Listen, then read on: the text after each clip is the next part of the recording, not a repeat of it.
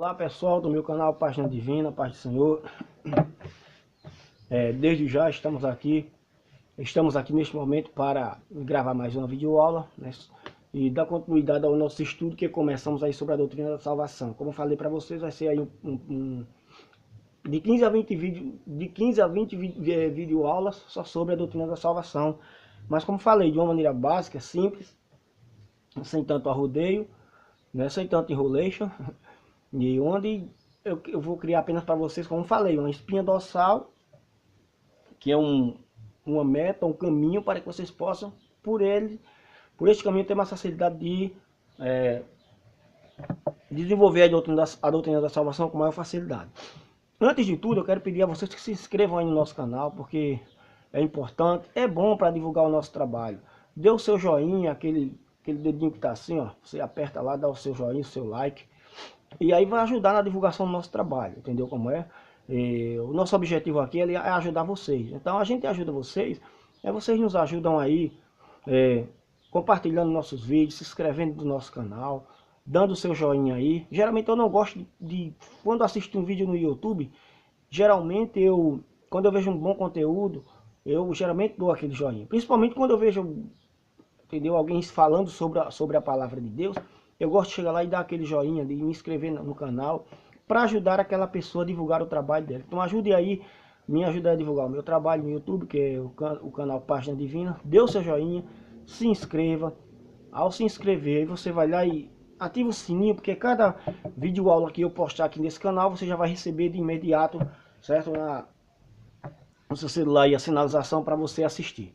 Então vamos trabalhar hoje a seguinte temática. Como eram salvas as pessoas no período do Antigo Testamento? Então vamos lá. Isso é uma pergunta muito recorrente. E vamos trabalhar ela hoje à luz da Bíblia. Vamos começar no Salmo 32, versículos 2, 1 e 2, para melhor dizer. Salmo 32, versículos 1 e 2. Nós vamos ler um texto aqui bem interessante que diz assim: Bem-aventurado aquele cuja iniquidade é perdoada e cujo pecado é coberto. Bem-aventurado o homem a quem o Senhor não atribui iniquidade, e em cujo espírito não há dolo. Veja só.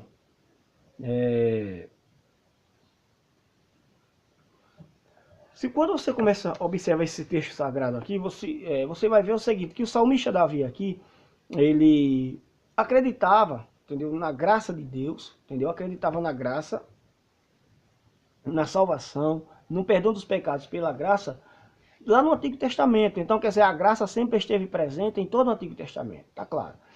Então, eu digo isso por quê? Porque quando você chega lá na carta de Paulo aos Romanos, no capítulo 4, versículo 2, capítulo 4, versículo 2, não, versículo 6 ao 8, para melhor dizer, né? Romanos 4, 6 ao 8, você vai encontrar o seguinte, que o salmista Davi, ele repete esse texto do salmista Davi para contextualizar ele com a salvação mediante a fé, com a salvação mediante a graça descrita no Novo Testamento.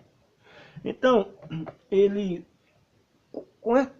faz aqui essa comparação. Então, o salmista Davi aqui, lá no Antigo Testamento, ele já acreditava na salvação pela graça.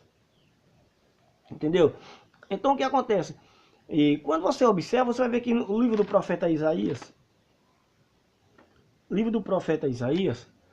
e no capítulo 64, se você ler o livro do profeta Isaías, capítulo 64, versículo 6, olha o que é que ele diz: Mas todos nós somos como um imundo, e todas as nossas justiças como um trapo de imundícia. Todos nós murchamos como a folha, e as nossas iniquidades como um vento nos arrebatam. Veja só, o salmista Davi, aqui o profeta Isaías, ele começa a mostrar que em todo aquele contexto, em seu contexto, ele vê as pessoas como, os seus erros como trapo de imundícia. Quer dizer, você começa a observar e verificar que diante daquela situação, o profeta Isaías aqui, ele se coloca no lugar daquelas pessoas, mostrando elas como que, e se colocando como eles, os nossos atos, olha aqui, porque desde porque 64:6. Mas todos nós somos como um imundo, e todas as nossas justiças como um trapo de imundícia. Então ele começa, o próprio profeta Isaías, aqui ele começa a se colocar no lugar do povo e dizer os nossos, ele não diz o deles, ele diz os nossos. Vendo o profeta Isaías sendo um grande homem de Deus, um profeta do Senhor, ele começa a mostrar que os seus atos, entendeu? Diante da grandeza de Deus, diante da bondade de Deus, era, por melhor que ele fizesse, eram trapos de imundícia. Quer dizer, em outras palavras, o profeta Isaías aqui, ele começou a verificar que a salvação ela nunca foi meritória. O ser humano nunca teve mérito pela salvação. Isso que é preciso entender. E uma das coisas que o profeta Isaías busca transmitir aqui é isso, que a salvação ela não é meritória, ou seja, ela não é por mérito. Entendeu? Como é? De maneira nenhuma ela é por mérito. Se você ainda observa o capítulo 40 do Salmos, Salmos 40, entendeu? E o versículo 6, Salmos 40, e versículo 6. Olha o que diz aqui o texto sagrado. Sacrifícios e ofertas não quisestes, abristes os meus ouvidos.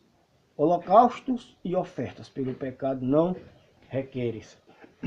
Veja aqui o texto sagrado, veja aqui o que é que o salmista diz. Ofertas e sacrifícios não quisestes. Foi o que Jesus disse lá no Novo Testamento. Porque está escrito, eu quero misericórdia e não sacrifício. Então observa aqui que o salmista começa a mostrar que realmente não são os méritos humanos, entendeu? Não são as suas iniciativas, não são a sua bondade que lhe salva. Então tanto o salmista Davi como o profeta Isaías mostra que a salvação não é meritória, não é por mérito, não é porque o homem é bom, entendeu? Não é porque o homem merece, mas é a graça de Deus. Então o texto sagrado aqui ele é bem enfático a respeito disso. Se você observa em todo o Antigo Testamento, os crentes do Antigo Testamento, eles esperavam também o Messias, eles esperavam também o Salvador. Moisés, em Deuteronômio, capítulo 18, versículo 15, ele fala sobre que Deus levantaria em Israel um profeta semelhante a mim, disse Moisés, um profeta semelhante a ele, Moisés. E quando chega, eu acho que é em João 5,46, olha o que é que diz aqui em Sagradas Escrituras, João 5,46. Por quê? Se de fato cresces em Moisés, também creríeis em mim, porquanto ele escreveu a meu respeito. Então Moisés escreveu a respeito de Jesus. Moisés falou a respeito de Cristo. Entendeu como? Então, e Moisés disse, mas o Senhor levantará no meio de vós um profeta semelhante a mim. A ele vocês devem ouvir. Entendeu? Então você começa a verificar isso aí, você ainda vai ver que lá no livro de Gênesis 3:15 é mostrado Jesus como a semente da mulher. E você vai vendo o mais interessante, está em Lucas, no capítulo 1, versículo 25 ao 35, mostra ali a história de Simeão, onde Simeão, o Espírito Santo disse que ele não morreria até que apresentasse Jesus, o Salvador, o Messias. Então, quer dizer, Simeão já esperava, e quando ele realmente apresentou o Messias, então o Espírito Santo revelou a ele que ele poderia descansar. Ele disse, agora eu posso descansar em paz, porque os meus olhos viram a salvação de Israel. Então veja só, naquele momento Simeão já esperava. A profetisa Ana, a exemplo dele, também esperavam a salvação que viria a Israel. Então vejam só, eles também acreditavam, eles também esperavam no Messias, no Salvador. Entendeu como é? Então, a salvação no Antigo Testamento, gente, ela também era pela graça. Ela também era pela fé no Messias que haveria de vir. Entendeu? Então, vamos entender o seguinte, a salvação no Antigo Testamento, ela tinha o seu ponto de partida na graça. Entendeu como é? E na fé, naquele Messias que haveria de vir. As pessoas tinham também que acreditar no Messias que haveria de vir. Foi por isso que os escritores bíblicos do Antigo Testamento fizeram questão de mostrar para as pessoas, os profetas, de mostrar para as pessoas que haveria de vir um Salvador. Haveria de vir alguém ao mundo que iria salvar a humanidade. Entendeu como é? Foi por isso que os profetas do Antigo Testamento, os escritores bíblicos do Antigo Testamento fizeram questão de fazer tudo isso. Aí você pergunta, e qual era o papel da lei nessa história? Veja só, o papel da lei era importante. E ainda tem sua importância, é lógico. Mas veja só, o papel da lei ela tinha como objetivo, primeiro, padronizar uma nação, primeiro. Antes de Gênesis, qual era a lei que tinha? Não tinha lei. Então, se não havia lei, como diz lá em Romanos, né? Lá no capítulo 4, né? Aí, se não havia lei, também não havia pecado. Sem a lei, o pecado estava morto, como dizem Efésios. Então, as pessoas poderiam viver da forma que quisessem, da maneira que bem entendessem, e sem perspectiva. O que nós vamos esperar? Então, Deus pegou a lei, instituiu a lei, para que através da lei ele pudesse padronizar as pessoas. Entendeu como? Então a lei veio para padronizar o comportamento das pessoas, ao qual ele chamou no Antigo Testamento, que foi o povo de Israel. Entendeu? E o outro ponto, a lei também veio para regulamentar o sistema de adoração. Porque as outras nações tinham sua forma de adorar os seus deuses. Mas se você vê o Antigo Testamento, Deus instituiu uma forma diferente de se adorar. Deus disse, ó, a minha maneira de se adorar é essa. Então você começa a ver em todo o processo do Pentateuco, desde o Êxodo até Deuteronômio, principalmente o livro de Levítico, aí mostra como é todo o sistema sacrificial de adoração a Deus. Entendeu como é? Então, veja que a lei também teve esse papel de regulamentar a adoração. E o terceiro papel da lei foi, como está escrito lá em Gálatas, no capítulo 3 e no versículo 23 e o 24, foi de conduzir as pessoas até o Cristo. Esse foi um dos papéis, isso foi um papel fundamental da lei, conduzir a pessoa até Cristo. Por exemplo, porque a própria lei, entendeu, que padronizava, regulamentava o sistema de adoração, ela também guiava as pessoas a Cristo. Por exemplo, se você, por exemplo, foi o que Moisés disse lá, 18 e 15, está na lei, guiar as pessoas até Cristo. Se você pega todo o sistema de sacrifício do Antigo Testamento, é tipológico, quer dizer, tipo é todo e qualquer objeto, coisa, pessoa, no Antigo Testamento que represente algo no Novo Testamento. Isso é tipo. Então, quando você estuda tipologia, você vai estudar isso. Então, o que acontece? A lei tinha também esse objetivo de conduzir as pessoas até Cristo. Então, por exemplo, se você pega o altar do holocausto, né, que era o primeiro no tabernáculo em si, é realmente cristologia pura aquilo ali, ó, cristologia pura o tabernáculo. Se você pega só o altar do holocausto, que era o primeiro que ficava no pátio, ele era todo ele era de madeira, revestido com ouro. A madeira simboliza a humanidade de Cristo, enquanto o ouro simboliza a divindade de Cristo. Se você pega, ele tinha o quê? Era quadrado. Então, ele sendo quadrado, o quadrado fala da perfeição, então fala da perfeita natureza humana e divina de Cristo. Se você vê que ele tinha 4 pontas ou chifres na Bíblia Sagrada, simbolizam força, poder. Então você vê que ali eram 4, simbolizando a plenitude do poder de Cristo. Então o Antigo Testamento, ele conduziu as pessoas até Cristo com uma mensagem tipológica, com uma mensagem profética. Então todo o Antigo Testamento, toda a lei, ele teve esse objetivo de conduzir as pessoas até Cristo. Entendeu como é? Sendo que também, a pessoa não vai dizer também que não, qualquer um ia para o céu apenas se cresce no Messias. E também não era bem assim. As pessoas também tinham que observar a lei, porque na lei tinha preceitos importantíssimos para que as pessoas pudessem observar. Porque também não adiantava apenas acreditar na vinda de um Messias, mas se estivesse praticando idolatria, não. Acreditar na vinda do Messias, como dizia, desde a lei e dos profetas e dos salmos, como Jesus deixou claro, né? Que quem falou do Messias, acho que é Lucas. Lucas capítulo 24, vamos ler esse versículo aqui, deixa eu ver se eu consigo encontrar ele para vocês. A gente medita aqui para encerrar já o vídeo, para não ficar um vídeo tão longo aí, para não ficar cansativo. É Lucas 24,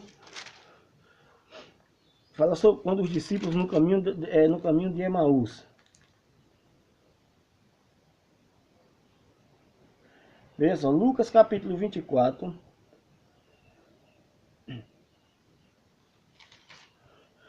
Lucas capítulo 24. 25 em diante, olha o que diz. Então lhes disse Jesus, honestos e tardios de coração, para crer tudo o que os profetas disseram. Porventura não convinha que o Cristo padecesse e entrasse na sua glória? E começando por Moisés, Pentateuco, a lei, decorrendo por todos os profetas, expunha-lhes o que a seu respeito constatava em todas as escrituras. Então, Jesus começa a discorrer, começando por Moisés e pelos profetas. Então, observe que na lei de Moisés, nos escritos de Moisés, nos escritos dos profetas, estava claro a respeito do Messias. Entendeu? Então, as pessoas também tinham que crer naquela promessa, tinha que crer naquela promessa descrito ali na lei, no livro dos profetas, sendo que eles não receberam aquela revelação plena que nós não recebemos, mas eles receberam a revelação daquilo que haveria de vir, um deslumbre do que haveria de vir. Então eles tinham que crer também nesse vislumbre, né, para melhor dizer. Então o que acontece no Antigo Testamento, eles tinham que acreditar nisso, mas também na lei tinham requisitos fundamentais que eles precisavam guardar, entendeu como é? Observar para que também pudesse obter a salvação. Então é isso, salvação no Antigo Testamento, pela graça, sim. Pela fé, sim, em quem? No Jesus, no Messias, no Salvador que havia de vir. Enquanto eles tinham que crer no Salvador, no Messias que havia de vir, a diferença é que nós hoje já cremos no Messias que veio, né, para salvar a humanidade. Mas eles tinham que acreditar. Então a salvação era dessa forma no Antigo Testamento também, sabe? Pela graça também. Pela fé também em que? No Messias que viria. Sendo que, com observação, observando também, né, os rudimentos, os requisitos fundamentais, né, como por exemplo, os 10 mandamentos e tudo mais, e todas as exigências, né, descritas na lei também. Eles tinham que observar essas exigências descritas na lei, entendeu? Que eram as exigências para que as pessoas pudessem ali ter uma vida padronizada. Eles tinham que ver padronizado pela lei, mas também crendo naquilo que a lei apontava, que era o futuro, que os escritos dos profetas apontavam, ou falavam que era o futuro, entendeu? De crer no Salvador, que viria para dar toda a possibilidade de todos os homens em todos os lugares aceitarem a Cristo e viver para eles. Então, e viver para ele, para Cristo. Então Deus abençoe a todos. Depois aí voltaremos e postaremos a nossa quarta videoaula. Deus abençoe e fiquem na paz.